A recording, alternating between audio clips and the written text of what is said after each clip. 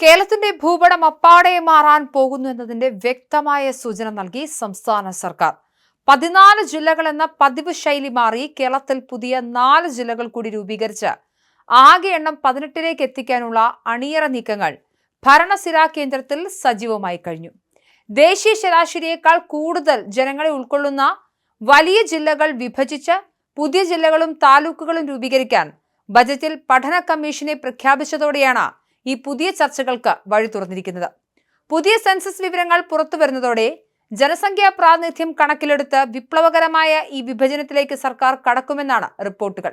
1984-ൽ കാസർഗോഡ് ജില്ല രൂപീകരിച്ചതിന് ശേഷം കഴിഞ്ഞ 42 വർഷമായി കേരളത്തിൽ പുതിയ ജില്ലകളൊന്നും ഉണ്ടായിട്ടില്ല. അതുപോലെ 12 വർഷം മുൻപാണ് അവസാനമായി പുതിയ താലൂക്കുകൾ രൂപീകരിച്ചത്. എന്നാൽ വർദ്ധിച്ചു വരുന്ന ജനസംഖ്യയും ഭരണപരമായ സൗകര്യങ്ങളും മുൻനിർത്തി ജില്ലകൾ പുനഃസംഘടിപ്പിക്കണമെന്ന ആവശ്യം കാലങ്ങളായി ശക്തമാണ്. ഈ പശ്ചാത്തലത്തിലാണ് മലപ്പുറത്തും തിരുവനന്തപുരത്തും പുതിയ ജില്ലകൾ ഉറപ്പാക്കിക്കൊണ്ടുള്ള മാസ്റ്റർ പ്ലാൻ തയ്യാറാകുന്നത്. ജനസംഖ്യയിൽ ഏറ്റവും മുന്നിലുള്ള മലപ്പുറം ജില്ല വിഭജിക്കണമെന്നത് ദശാബ്ദങ്ങളായുള്ള ആവശ്യമാണ്.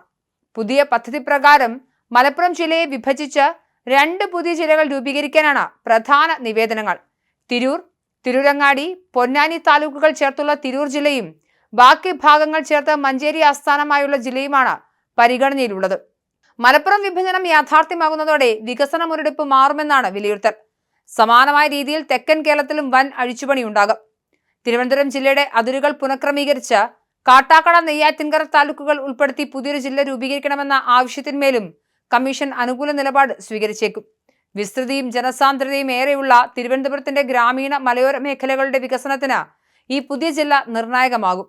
40 വർഷം മുൻപ് അന്നത്തെ മുഖ്യമന്ത്രി കെ കരുണാകരൻ പ്രഖ്യാപിച്ച മൂവാറ്റുപുഴ ജില്ല എന്ന സ്വപ്ന പദ്ധതി വീണ്ടും ഫയലുകളിൽ നിന്നും ജീവൻ വയ്ക്കുകയാണ്. ഇടുക്കിയിലെ ദേവികുളം, തൊടുപുഴ നിയോജക മണ്ഡലങ്ങളും എറണാകുളം ജില്ലയിലെ മൂവാറ്റുപുഴ, കോതമംഗലം, പിറവം മണ്ഡലങ്ങളും പെരുമ്പാവൂരിന്റെ ചില ഭാഗങ്ങളും ഉൾപ്പെടുത്തി പുതിയ ജില്ല വേണമെന്ന നിവേദനം സർക്കാരിന് മുന്നിലുണ്ട്. എറണാകുളം, ഇടുക്കി ജില്ലകളുടെ അതിർത്തി മേഖലകളിലെ ജനങ്ങൾക്ക് കൊച്ചിയും പൈനാവും വരെയുള്ള ദീർഘദൂര യാത്ര ഒഴിവാക്കാൻ മൂവാറ്റുപുഴ ജില്ല വരുന്നതോടെ സാധിക്കും. ഇതിനു പുറമെ പാലക്കാട് ജില്ല വിഭജിച്ച് ഷൊർണൂർ ആസ്ഥാനമായി പുതിയ ജില്ല രൂപീകരിക്കണമെന്ന ആവശ്യവും ശക്തമാണ്. മലബാറിലെ മറ്റൊരു പ്രധാന ആവശ്യമായ കോഴിക്കോട് ജില്ലയിലെ വടകര, നാദാപുരം, കുറ്റ്യാടി, പേരാമ്പ്ര ഭാഗങ്ങൾ ചേർത്തുള്ള പുതിയ ജില്ലയും കമ്മീഷന്റെ പരിഗണനാ പരിധിയിൽ വരും. ജില്ലാ വിഭജനം കേവലം ഭരണപരം മാത്രമല്ല, കൃത്യമായ രാഷ്ട്രീയ അടിയൊഴുക്കുകൾ കൂടി ഇതിന് പിന്നിലുണ്ട്. മലപ്പുറം വിഭജനത്തിന് ലീഗ് ഉൾപ്പെടെയുള്ള കക്ഷികളുടെ ശക്തമായ പിന്തുണയുള്ളപ്പോൾ പുതിയ ജില്ലകൾ വരുന്നത് വോട്ട് ബാങ്ക് സമവാക്യങ്ങളെ എങ്ങനെ ബാധിക്കുമെന്ന ആശങ്കയും ചില മുന്നണികൾക്കുണ്ട്.